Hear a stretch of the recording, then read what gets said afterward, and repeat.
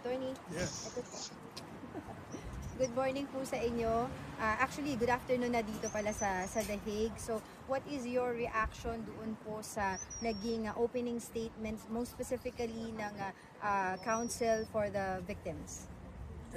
Yung pong mga sinabi ng abogado ng mga biktima, pati na yung prosecutor, yun ay parang paulit-ulit na propagandang matagal na nilang naratibo yon, na batay sa haka-haka, batay sa hearsay na tinatawag, batay sa mga aligasyon na wala namang ebidensya.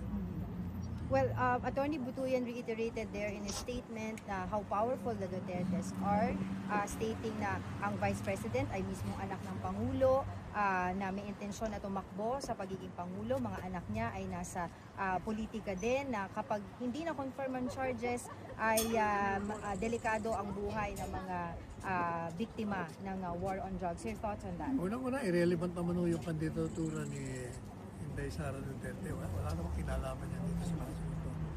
Pangalawa, sinasabi niyang makapangyarihan, powerful pa. Sa lahat naman ng makapangyarihan, nakakulong siya ngayon. Okay. Alright, dun po sa naging kaunting pahayag na naabutan natin kay attorney, lawyer Nicholas Kaufman, reiterate po niya doon na kakaibang ang karakter ni Pangulong Rodrigo Duterte. Totoo po yan, in the sense na kasi si Presidente Duterte, mahilig sa hyperbole yung tinatawag, yung nag-exaggerate siya.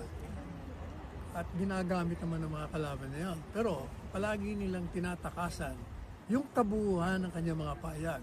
Gaya noong ko pa sinasabi, and natuwa naman ako, kinote niya kanina yung sinabi ni Presidente Duterte, na itong prosecution, parang pinapakita lang nila na itong mga sinasabi ni Presidente Duterte, i-enforce yung batas na ang kinahinatan na yung maraming napatay ang mga pulis. Pero kinakalimutan nila kasi sinasabi na siya mismo sabi, patayin nyo. O ano mga sinasabi ng Presidente Duterte.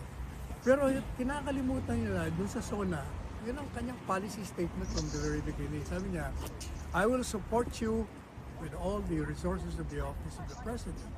But if you abuse your authority, there will be hell to pay. Iyon ang basis niya eh. Patayin nyo kung ang buhay nyo ay nanganganib. At yun naman ang nangyari. Okay, so far okay sa inyo yung, yes, go ahead, Sen. Yes. Yung sinasabi niyang virus of impunity, I think he's referring to the virus of lies that they and he, people like him, have propagated all these years against the former president. Silang kailangan bakunahan ng katotohanan at hindi yung kapilan. Yun naman pong mga sinasabi nila, matagal na nating narinig yon. At puro naman yun batay sa wala silang personal na knowledge, o kung hindi naman, yun gawa-gawa lamang ng mga binayarang testigo o mga testigong may sama ng loob kay Presidente Duterte. Ayun ang hindi natin malalaman kasi hindi naman natin nababasa ang isipin ng mga hukuman. Pero alam po niyo, gusto ko i-list ng konti. Para sa akin kasi ngayon, yung hearing na ito, irrelevant ito eh. Dapat ang concentration ay jurisdiction. Kasi parang pinapangunahan mo na, wala ka pa nga jurisdiction, di mo pa nare-resolve. Bakit nagbibista ka na? Yun ang gusto kong sana marinig sa defense. Question this court why it has assumed jurisdiction and it has set hearings when it has not finally resolved the issue of jurisdiction, specifically the doctrine of principle of complementarity. Lahat ng member ng Estado ng ICC ay hindi sila pwedeng pumasok. Yun ang sinasabi ng batas nila. Pakakapasok lang sila kung walang kakayahan ang bansang miyembro. Sobrang kakayahan na po nating pinakita. Pinakulong natin ng libo-libong mga kriminal. 2 presidente ang pinakulong natin. 2 senador ang pinakulong natin. Isang presidente sinipa natin dahil mga nagkamit ng krimen laban sa sambayan ng Pilipino. Bakit sila nakikialam? Isang kaso na kinamit di umano ng isang Pilipino laban sa Pilipino at ginawa sa Pilipinas, pero dayuhan ang lumilitis, dayuhan ang pakulong sa kanya ngayon. of course, with the cooperation of this administration. No, I disagree.